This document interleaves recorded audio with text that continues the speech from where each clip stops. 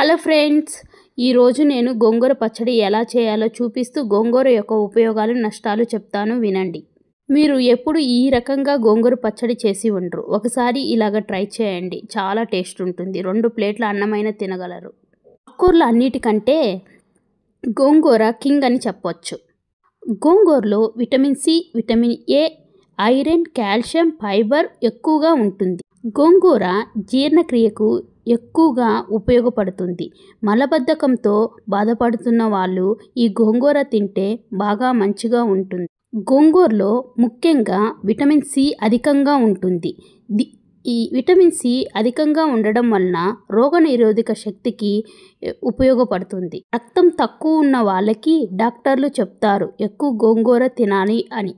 ఇది గర్భవతులు అంటే ప్రెగ్నెన్సీతో ఉన్నవాళ్ళు దీనికి లిమిట్లో తినడం మంచిది.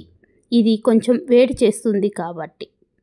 ఆరోగ్యంగా ఉన్నవాళ్ళు ఇది వారానికి 2 సార్లు గోంగూర తీసుకోవడం చాలా మంచిది ఆరోగ్యానికి. గోంగూర చర్మం మరియు జుట్టు ఆరోగ్యంగా ఉంచడానికి ఉపయోగపడుతుంది. ఏదైనా మనం మితంగా తినడం మంచిది. ఈ వీడియో మీకు నచ్చినట్లయితే లైక్